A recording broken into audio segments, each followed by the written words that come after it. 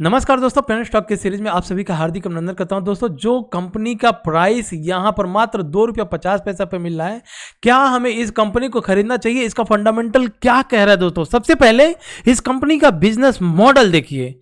अब दोस्तों हम आएंगे फंडामेंटल के ऊपर और फंडामेंटल पे देखने की कोशिश करते हैं कि वाकई में ये प्राइस जिस तरह से कहीं ना कहीं निकला था दोस्तों, और निकलने के बाद से 3 से 4 दिनों में कहीं ना कहीं नीचे आया है, तो इसका फिर से मोमेंटम इस तरह से होने वाला है कि नहीं होने वाला है। आइए सबसे पहले हम लोग फंडामेंटल के ऊपर पढ़ते हैं और फंडामेंटल को एक बार समझ में आ जाएगा दोस्तों, तब हम लोग इस कंपनी के अंदर फिर से एंट्री करेंगे। तो दोस्तों, सबसे पहले इस कंपनी का मार्केट कैप का अगर हम बात करें, 129 करोड़ की कंपनी। जी हां दोस्तों, जिस कंपनी का प्राइस मात्र ₹2 और उस कंपनी का मार्केट कैप 129 करोड़, ये अपने आप में एक बहुत अचंभित बात है दोस्तों। क्यों? क्योंकि पेनी स्टॉक में अगर कोई कंपनी 129 करोड़ के मार्केट कैप वाली है, तो सोच सकते हैं दोस्तों कि ये 129 करोड़ बर्बाद नहीं हो गए। आगे आने वाले दिनों में इसका प्राइस ऊपर जाना ही होगा, नहीं तो ये 129 करोड़ का जो मार्केट कैप दिख रहा है ना दोस्तों, पूरा का पूरा खराब हो जाएगा।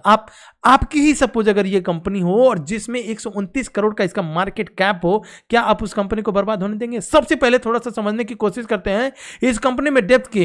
अब मान लीजिए अगर कोई 129 करोड़ की कंपनी है और उसमें बहुत ज्यादा कर्जे हो जाएं, तब तो वो खत्म होनी है। लेकिन इस कंपनी में देखिए 48.6 करोड़ का कर्जा है। वहीं दोस्तों अगर हम इस कंपनी के रिजर्व की बात करें, तो इस कंपनी ने रिजर्व में 136 करोड़ रखा हुआ है दोस्तों। रिजर्व में 136 करोड़ है, तो इस कंपनी को हम लोग क्या करेंगे? एज अ डेप्थ फ्री कंपनी मानेंगे, एज अ डेप्थ फ्री कंपनी। यहां तक तो हम लोगों ने देख लिया। वहीं दोस्तों अगर हम बात करें प्लेजिंग की, तो प्लेजिंग आप देख रहे हैं बिल्कुल जीरो प्लेजिंग है इस कंपनी का। और वहीं प्रोमोटर होल्डिंग के स्टेक की बात करें तो 22.1% तक का इस कंपनी के प्रोमोटर होल्डिंग का स्टेक है। तो दोस्तों ये कंपनी कहीं ना कहीं, इसका फेस वैल्यू एक बार देख लीजिएगा, कहीं ना कहीं ये बोनस शेयर भी दे चुकी है। यहां तक तो हम लोगों ने समझ लिया। अब इस कंपनी को वैल्यूएट करने की कोशिश करते हैं।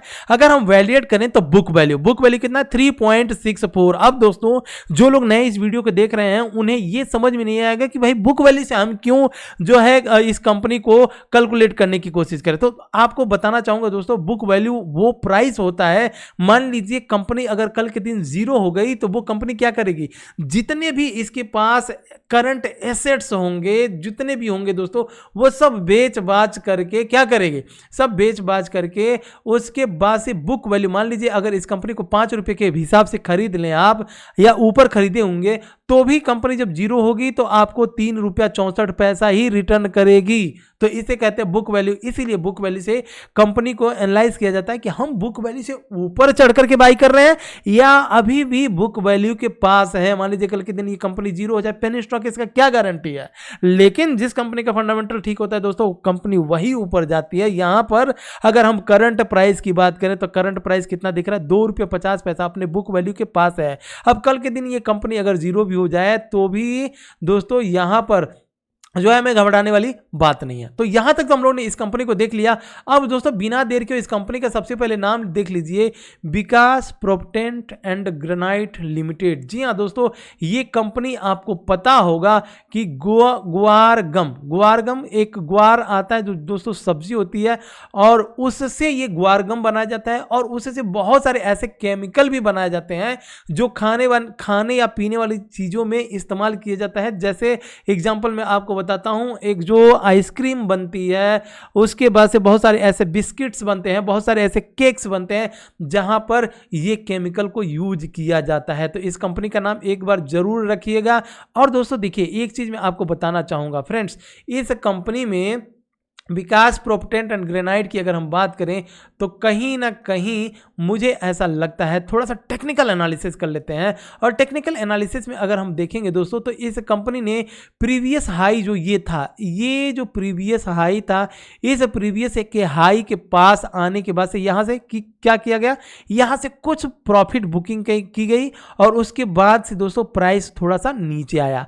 अब नीचे आने के बाद से फिर देखिए किस तरह से ये नीचे की साइड में आई थी कंपनी, मतलब यहां से एक नीचे लो बनाया, यही एक लो बना, लो बनने के बाद से जब प्राइस कहां पर गया, सप्लाई जोन पर। अब जब सप्लाई जोन पर कोई भी कंपनी आती है दोस्तों तो वहां पर सेलिंग होती होती है। मान लीजिए आप यहां पर नीचे के भाव पर खरीदे होंगे या सपोज आप यहां पर हाई के लेवल पर खरीदे होंगे। अगर हाई लेवल पर खरीदे होंगे और ये कंपनी जब नीचे चली गई तो आप क्या सोचेंगे, भाई किसी भी तरह से ये अपने बाइंग प्राइस पर आ जाती ना तो मैं इसे सेल करके गंगा नहा लेता। आपके दिमाग में यही होगा। अगर आप हाई पर खरीदे होंगे तो जैसे ही ये अपने उस प्राइस पर आई, मतलब कौन से प्राइस पर, इस बाइंग प्राइस पे जिन्होंने हाई लेवल पर बाई करके रखे होंगे, तो फिर क्या हुआ, यहां से वो लोग बेच बाज के निकलेंगे और सोचेंगे भाई जान बची तो लाखों पाए।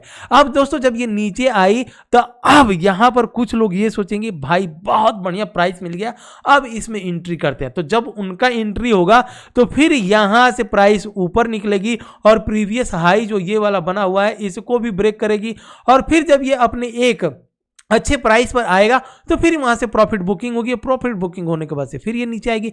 तो इस कंपनी को रखिएगा अपने रडार के ऊपर दोस्तों। और आपको पता ही है अगर हमें बाई करना है तो किस तरह से बाई करना है। 100 शेयर अगर हमें बाई करना है, चाहे कंपनी कितनी भी सस्ती हो, चाहे किस कंपनी का कितना भी फंडामेंटल बढ़िया हो, एक बार में 100 रुपीज कभी भी नहीं लगाना है। सबसे पहले 25 रुपया ही हमें लगाना है। 25 रुपया लगाएंगे। अगर इस कंपनी में वास्तव में प्रोबेबिलिटी होगी ऊपर जाने के लिए तो 25 रुपये से ही हमें बढ़िया प्रॉफिट मिल जाएगा। अगर थोड़ा सा और नीचे जाएगा तो हमारे पास अभी भी 75 रुपया बचा हुआ है उसे इन्वेस्ट करने के लिए, एवरेज करने के लिए। तो ये सबसे पहली कंपनी, इसके ऊपर फोकस करिएगा। आइए अब हम अपने नेक्स्ट कंपनी के ऊपर चलते हैं दोस्तों। और नेक्स्ट कंपनी में देखेंगे तो इस कंपनी में मैंने RSI लगाया हुआ है। RSI लगा करके थोड़ा सा इस कंपनी को पढ़ने की कोशिश करते हैं और ये आगे चल करके मुझे ऐसा लगता है ना कहीं काम करने का तरीका उसका टाइटन के जैसा है। तो दोस्तों टाइटन के जैसा अगर हम बात करें तो आपको पता होगा गोयनिका को जब मैं पकड़ा था एकदम नीचे के भाव पर और बहुत से लोगों ने बाई किया, अच्छा प्रॉफिट किया। अभी भी गोयनिका बहुत ही सस्ते पर मिल रहा है। जिस दिन भी चांस मिले चांस मिस नहीं करना है। अगर आपको दूसरी कंपनी का नाम जानना है दोस्तों, बिना चार्ट देखे बिना फंडामेंटल देखे मैं आपको बता दे रहा हूं, गोयनिका को रडार पर रखिएगा, बहुत ही ऊपर जाने वाली है। तो दूसरी कंपनी हो गई। अब चलिए हम तीसरी कंपनी जो चार्ट खुला हुआ है इसके ऊपर बात कर लेते हैं। तो दोस्तों इस कंपनी में मैंने RSI लगाया हुआ और RSI के साथ साथ फंडामेंटल भी देखेंगे। दोस्तों सबसे पहले अगर हम बात करें इस कंपनी में तो देखिए जब RSI यहां पर कहीं ना कहीं एक बार सेटल था तो प्राइस आप देखेंगे इसी तरह से यहां पर प्राइस भी सेटल था। बाद में जब RSI यहां से ऊपर की साइड में निकली तो प्राइस भी ऊपर गया, फिर नीचे आई, RSI भी नीचे आया इसी लेवल पर। और जब यहां पर आया दोस्तों तो प्राइस देख रहे हैं किस तरह से यहां पर हाई बना, और वही दिन है यहां पर प्राइस एक हाई अच्छा खासा बनाया जो RSI ने दिखाया। अब जब ये हाई पर गया तो जाहिर सी बात है इस हाई पर जब भी इस हाई पर बना हुआ है RSI पर आप देख रहे होंगे तब इसमें क्या हुआ है दोस्तों, प्रॉफिट बुकिंग हुई है और उसके बाद से प्राइस नीचे आया। तो यहां पर जब आया प्रॉफिट बुकिंग हुई, प्राइस नीचे आया, और जब नीचे आया तो RSI हमें क्या कर रहा है, हमें यह कह रहा है कि जब RSI फिर अपने बाइंग जोन पर आ चुका है और यहां से कहीं ना कहीं साइडवेज हो रहा है तो फिर यहां से निकलेगा तो फिर अपने इस हाई को भी RSI भी तोड़ेगा और यहां पर अपने इस हाई को भी तोड़ेगा। थोड़ा सा टेक्निकल एक बार और अच्छी तरह से ऊपर चार्ट के ऊपर मैं आपको समझा देता हूं।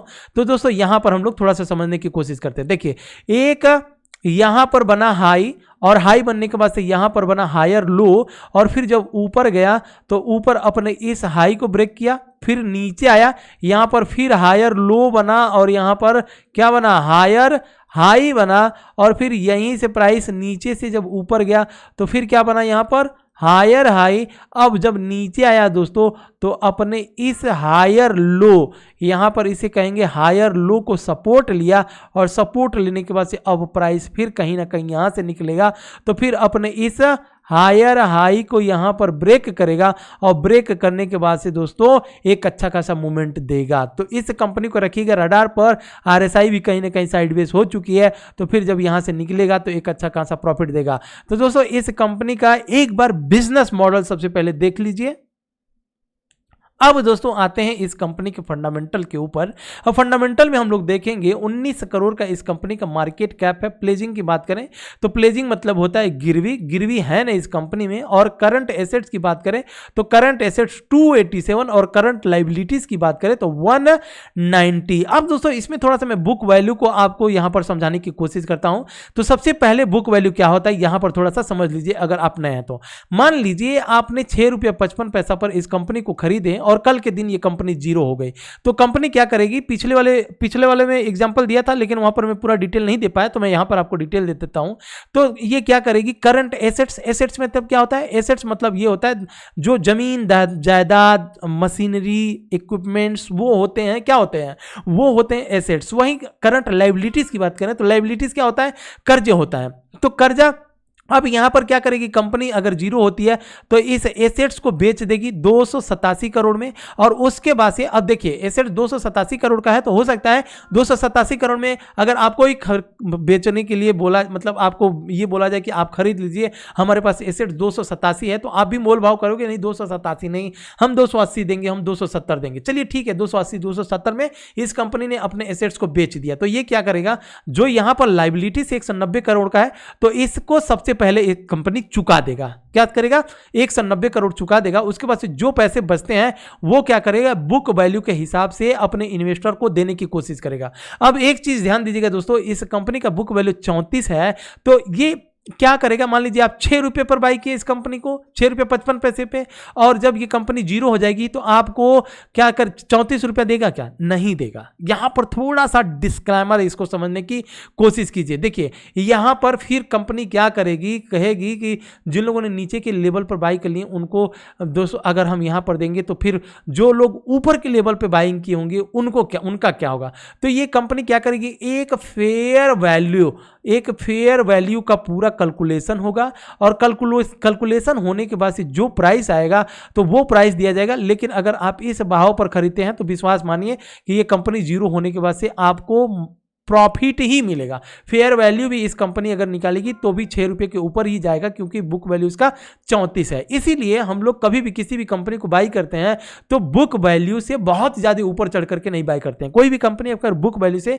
2 गुना 3 गुना यहां तक 4 गुना भी अगर कंपनी भागी हुई है तो भी हम लोग खरीदते हैं। क्यों? क्योंकि कोई भी कंपनी अगर आईटी सेक्टर की है तो अपने बुक वैल्यू से 10-12 गुना भागती है, अगर टेक्सटाइल की कंपनी तो 6-7 गुना भागती है, अगर ऑयल वाली कंपनी है तो वो कम से कम 5 से 6 गुना भागती है। वहीं एफएमसीजी की बात करें तो ये भी 6 से 7 गुना भागती है। तो दोस्तों इस कंपनी में हम लोगों को अभी देखिएगा बुक वैल्यू के हिसाब से मात्र इस अपने बुक वैल्यू से हिसाब से कितना ऊपर भागा है? 0.19 पॉइंट ही ये कंपनी भागी है। तो आप सोच सकते हैं ये कंपनी फंडामेंटल के हिसाब से कितनी जबरदस्त है, जिसका एक भी शेयर प्लेज नहीं है, गिरवी नहीं है। वहीं अगर हम बात करें इस कंपनी के share I mean promoter holding का स्टेक 36.4% है।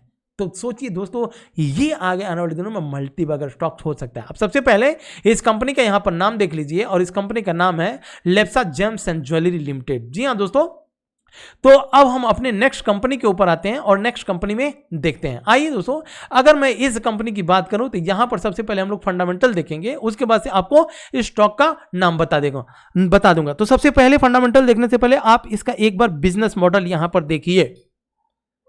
तो देखिए दोस्तों यहां पर हम लोगों ने इसका बिजनेस मॉडल देखा। अब मार्केट कैप की अगर हम बात करें तो कितना है मार्केट कैप? 35 करोड़ की कंपनी। डेप्थ की बात करें तो मात्र 0.26 करोड़ मतलब 26 लाख का कर्जा है। लेकिन अगर वहीं रिजर्व की बात करें तो 4.50 मतलब 4.5 करोड़ का इस कंपनी के पास रिजर्व है। और जिस दिन इस वीडियो को सबसे पहले बनाया था अगले दिन अगर आप इस कंपनी को बाई कर लिए होंगे तो आपको एक बहुत भयंकर मुनाफा मिला होगा। तो दोस्तों अगर आप अभी भी मेरे टेलीग्राम चैनल पे नहीं है तो सबसे पहले टेलीग्राम चैनल को ज्वाइन जरूर कीजिएगा। यहां पर ये समझिए कि इतने जबरदस्त कॉल दिए जाते हैं। अगर आप अभी तक टेलीग्राम चैनल को ज्वाइन नहीं किए तो सबसे पहले ज्वाइन कीजिए दोस्तों, क्योंकि यहां पर मैं अपने लाइव कॉल्स जैसे पेनी स्टॉक उसके बाद से short term, long term, Nifty, bank Nifty, सारी के सारे कॉल्स मैं यहाँ पर पोस्ट करते रहता हूँ। तो सबसे पहले इसको ज्वाइन जरूर कीजिए।